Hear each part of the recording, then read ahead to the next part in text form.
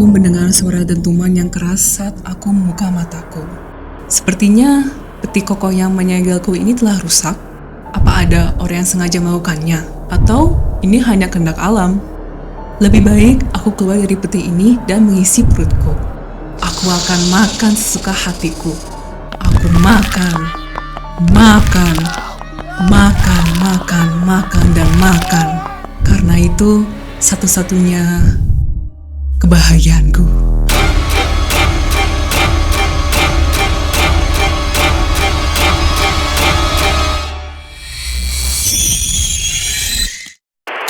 Daddy was the same.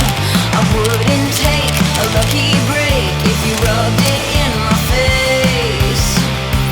Go away. Halo teman-teman, welcome to my work channel. Jangan lupa stay humble and no tamak. Kembali lagi dengan konten edisi komik horor.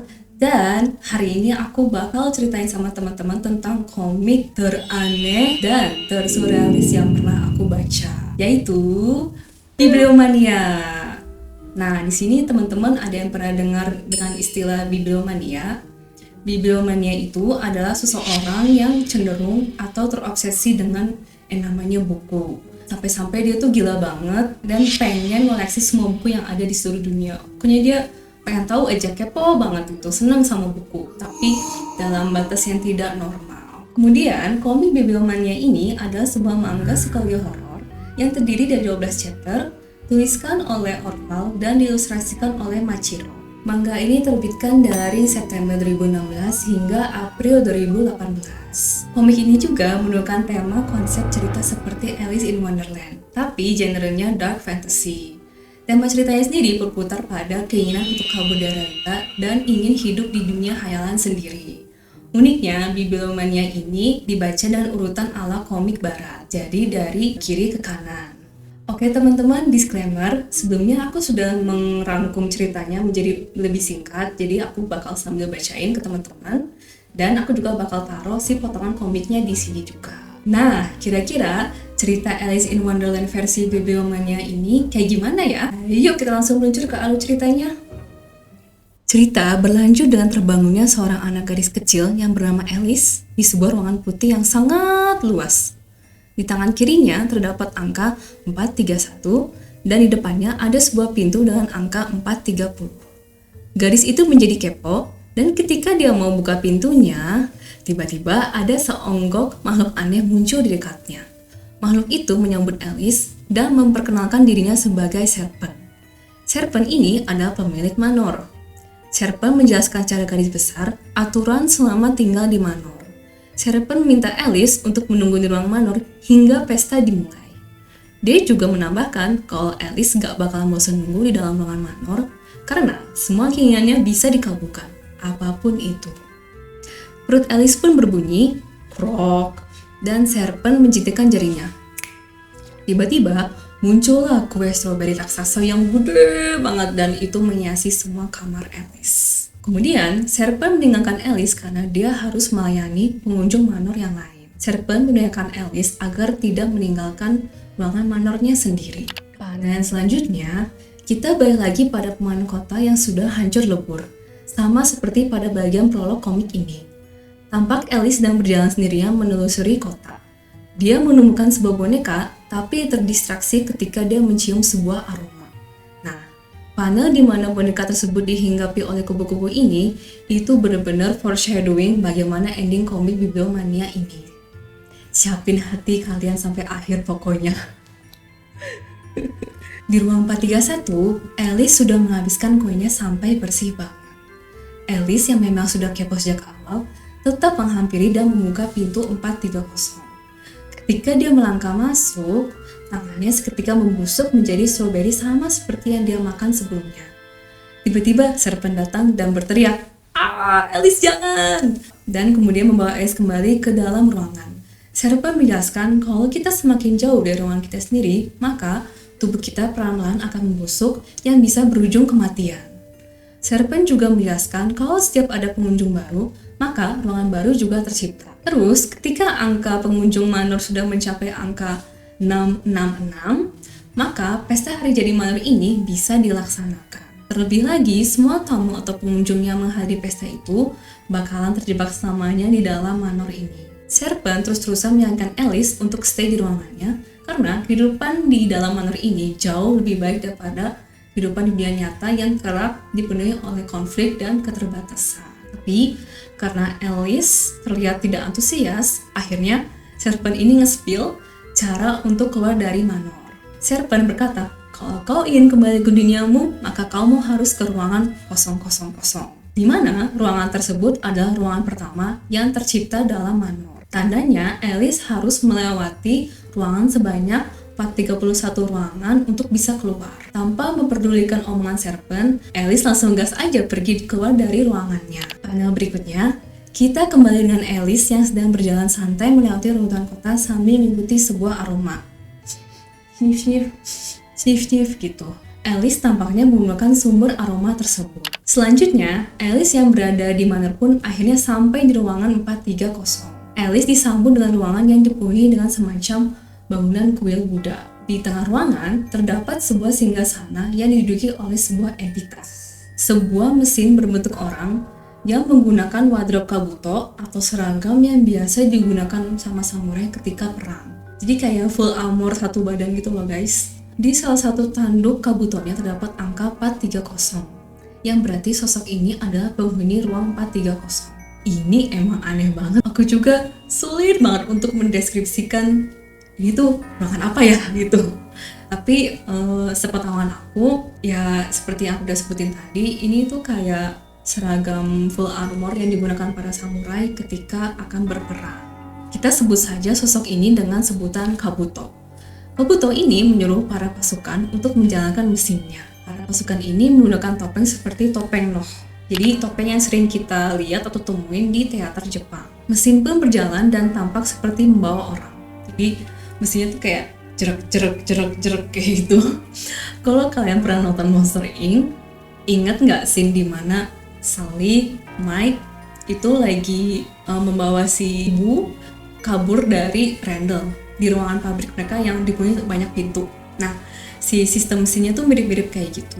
Terus orang itu dijatuhin ke hadapan Kabuto. Jadi mesinnya jerak pip, jatuh kan si orangnya. Di sini yang aneh adalah kepala orang itu berbentuk kotak yang terbuat dari balok kayu. Bisa dibilang seperti kursi. Kabuto menyebut orang itu sebagai pendosa dan memintanya untuk mengakui dosanya. Ternyata orang tersebut dulunya adalah seorang tukang bully. Dia sering ngebully salah satu siswa hingga siswa tersebut melakukan bunuh diri namun gagal. Tukang bully itu selalu menduduki kepala siswa itu seperti kursi sambil menyiksanya juga. Di tengah-tengah tukang bully mengakui dosanya, tiba-tiba salah satu pasukan Kabuto memenggal kepala si tukang bully. Jadi pas si tukang bully-nya ini lagi jumawa nih, iya aku tuh dulu ngebully si ini gitu. Nah, si pasukannya tiba-tiba syek menggal kepalanya. Ternyata sosok siswa yang dibully itu adalah si Kabuto ini guys. Wah, dengan kata lain di dunia dalam Manor itu adalah dunia yang dibuat oleh khayalan Kabuto itu sendiri. Ingat dengan penjelasan Serpent di chapter sebelumnya, kita bisa meminta apapun di dalam ruangan tanpa batas. Jadi Kabuto ini dendam banget dengan para siswa yang sudah membuli dia dan juga orang-orang bystander alias yang diem aja. Alhasil dia menghukum semua orang dengan cara memenggal kepala mereka secara berkali-kali dan menjadikan kepala mereka sebagai kursi di singgasana dia. My god, ini gambarnya epic banget. Tapi serem sih.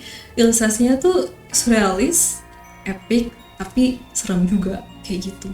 Di tengah-tengah kerusuhan, Serpent mengajak Alice untuk pergi dari ruangan 430.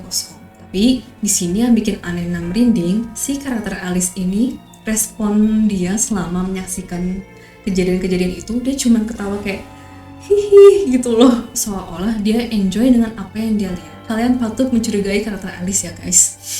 Nah teman-teman, kira-kira udah mulai kebayang belum cerita si bibliomania ini tuh arahnya kemana? Dan untuk seterusnya, aku nggak bakal jelasin secara detail untuk semua ruangan karena itu banyak banget dan pasti bakal jadi panjang, soalnya bener-bener banyak mengandung simbolisme dan metafora. Jadi aku paling cuma ceritain beberapa ruangan aja untuk perkembangan karakter Alice. Lanjut, kita balik ke panel komik di mana Alice sudah menemukan sumber aroma yang dia cari. Ternyata itu adalah sebuah buku yang disegel dengan rantai. Alice bilang kalau buku ini memiliki aroma seperti aroma adiknya. Nah, ini menimbulkan pertanyaan baru, siapakah Alice dan siapakah adiknya? Cerita berlanjut lagi di dunia Manor. Alice berhasil melewati ruangan-ruangan berikutnya yang dipenuhi dengan berbagai macam pengunjung Manor. Badan Alice semakin membusuk, di kepala Alice sampai ada seonggok rahang dogi. Ada wuf-wuf gitu, kepala moncong-moncongnya gitu. Jadi tubuh Alice ini membusuk, terus diisi dengan berbagai makhluk atau benda yang dia lihat dari setiap ruangan pengunjung Manor. Sampailah Alice di ruang 285, di mana ada seorang bapak berkacamata sedang makan bersama istri dan anaknya. Tampak normal kan guys? Eits, jangan salah. Jadi di kehidupan aslinya bapak berkacamata ini adalah seorang guru yang mengajar etika dan logika agar anak-anak bisa tumbuh menjadi sosok dewasa yang baik. Tapi ironisnya, bapak berkacamata ini memiliki hubungan yang tidak harmonis dengan istrinya, sehingga berimbas kepada anaknya juga. Jadi ya keluarganya sendiri pun jauh dari kata ideal. Makanya di ruang Manor ini Bapak berkacamata menciptakan dunia tanpa waktu agar dia selalu bisa bersama keluarganya. Tapi mirisnya, di dunia ini pun pada akhirnya bapak ini sampai memakan mesin-mesin yang ada di dalam jam layaknya zombie. Saking gak mau waktu itu habis dan berlalu. Jadi ya kesimpulannya sebenarnya kehidupannya pun juga gak bahagia di dunia Manor sekalipun. Kita balik lagi ke Alice yang sekarang sudah ada di kamarnya. Dia membuka buku yang dia temuin sebelumnya. Tiba-tiba, buku itu bergerak dan terbuka dengan sendirinya. Prup! Halaman berhenti di angka 431 dan Alice pun terhisap ke dalam halaman buku tersebut. Jeng jeng! Ada yang udah bisa nebak ini maksudnya kemana? Next! Kondisi tubuh Alice sudah semakin parah. Badannya benar-benar bertransformasi nyaris menjadi monster, tapi dia tetap berjalan hingga mencapai ruangan 268. Yang isinya penuh dengan kertas-kertas panjang yang dipenuhi banyak tulisan. Serpent pun muncul dan menjelaskan kalau penghuni ruangan ini juga sebelumnya udah pernah mencoba ke ruangan kosong-kosong seperti Alice, tapi sayangnya berakhir dengan mengenaskan. Alice tetap tidak peduli dengan perkataan Serpent dan terus melanjutkan perjalanan. Bodoh amat katanya gitu. Alice terbangun di ruangan 255 dengan kondisi tubuh normal. Lah, kok bisa? Ternyata dia ditolong oleh penghuni ruang 255 yang adalah seorang ilmuwan. Kemungkinan terbesar dia ilmuwan gila sih. Ilmuwan itu menyuntikkan obat sekaligus membeberkan tentang rahasia Manor kepada Alice. Nah, apa rahasianya? Jadi sebenarnya ruangan Manor yang mereka tempati saat ini adalah sebuah buku. Kalau buku itu sudah mengonsumsi 666 orang, maka tubuh dan jiwa mereka akan terjebak dan terikat sama buku ini sehingga bergabung menjadi sebuah makhluk yang punya kekuatan besar. Ini yang dimaksud dan pesta yang dijelasin sama Serpent di awal chapter. Karena semua permintaan selalu dikabulkan oleh Serpent, orang-orang semakin betah, semakin gila, dan keinginan untuk kembali ke dunia nyata pun juga semakin hilang. Ditambah lagi dengan sistem buku yang mengatur agar halaman 000 itu nggak bisa dicapai bagaimanapun caranya. Nah, apakah kalian masih ingat dengan panel komik di mana Alice menemukan buku yang disegel rantai? Nah, sebenarnya itu adalah dunia nyata dan Alice pun masuk ke buku itu. Jadi sebenarnya cerita selama di ruangan Manor ini adalah buku Serpent. Yang masih menjadi misteri itu adalah siapakah Alice dan tujuan Alice masuk buku Serpent itu untuk apa? Setelah dari ruangan itu, Alice melanjutkan perjalanannya. Dia ngebut banget. Tahu-tahu udah mencapai ruangan 099 dengan kondisi tubuhnya yang udah bener-bener kayak monster. Pokoknya bentuknya freak banget. Tiba-tiba aja Alice jatuh dan terkapar. Serpent yang menyaksikan Alice langsung tertawa puas. Ahahaha. Di layaknya seperti kepompong yang bertransformasi menjadi kupu-kupu, badan monster Alice tiba-tiba terbelah dan bangkitlah Alice terlahir kembali dengan tubuh baru yang sehat dan normal. Nah lo, kok bisa? Si Serpent langsung kaget banget dong kenapa Alice masih bisa hidup. Alice terus aja melaju, membusuk, bangkit, melaju lagi. Hingga akhirnya dia mencapai ruang 000. Serpent masih nggak terima, tapi dia juga nggak bisa meninggalkan buku buat ngejar Alice. Karena dia juga bakalan mati kalau keluar dari buku. Serpent cuma bisa ngedumel deh. Sesaat setelah Alice keluar dari buku, tiba-tiba aja ada pemberitahuan kalau ada penghuni baru yang masuk. Maksudnya? Tapi nggak cuma satu, ada banyak banget. Berturut-turut sampai ruangan Manor 7 terisi penuh. Jadi sudah mencapai angka 666. Akhirnya sudah penuh guys si Manornya. Apakah yang bakal terjadi? Kita akhirnya sudah memasuki bagian klimaks dan ending dari cerita Bibliomania. Setelah 666 jiwa terkumpul, Serpen memasuki setiap ruangan sambil menemukan jiwa para pengunjung Manor. Tubuhnya semakin membesar seiring dia memakan jiwa-jiwa orang tersebut. Bentuknya makin gede, terus makin serem, dan makin menjijikan. Semua ilustrasi bagian dia proses bertransformasi heboh banget, tapi keren at the same time. Setelahnya, Serpen keluar dari buku dan dia muncul di tengah-tengah kota yang udah hancur, berantakan, alias dunia nyata. Serpen merasa sangat kuat dan hal itu membuat dia langsung sombong, langsung angkuh, jumawa gitu. Sampai-sampai dia pamer kekuatan dia guys sama kita. Dia ngeluarin laser, dia obrak-abrik bangunan di sekitarnya. Jadi saking senangnya gitu sama tubuh barunya ini, di tengah-tengah asik sendiri, dia baru sadar sesuatu. Tunggu sebentar, kenapa kota ini sepi banget ya? Manusia-manusia pada kemana? Kayak cuman isinya kayak kota hancur, sepi, tuh sunyi. Nah, kalian ingat di bagian prolog komik yang aku narasiin di awal video, pas kota ini dihancurin sama sosok monster, tapi wujudnya belum kelihatan kan? Nah, terus ada satu panel di mana ada anak laki-laki yang menyaksikan sosok monster itu. Dia cuma menyebutkan ada ular gitu. Nah, mungkin dari kita bakal berpikir, oh ini mah si Serpen kali ya, toh dia juga ujungnya berubah jadi monster gede banget kan. Tapi si Serpen ini malah mempertanyakan, kok kotanya sepi banget? Tandanya bukan dia yang ngancurin kota itu. Jeng jeng, siapakah monster yang sebenarnya? Ayo guys, mari kita jawab bareng-bareng. Jadi, monster yang udah obrak-abrik satu kota sampai hancur adalah Alice. Gimana, apakah kalian sudah menebak dengan benar? Sesaat setelah Serpen bertanya-tanya, Alice tiba-tiba muncul di depan Serpen. Ini dia the moment of truth guys. Bagaimana kronologi dan kejadian yang sebenarnya? Alice pun mulai bercerita. Jadi, pada zaman dahulu kala, hiduplah seorang putri yang dijuluki sebagai putri yang tidak pernah lupa. Sayangnya, putri ini dilanda penyakit yang sangat berat.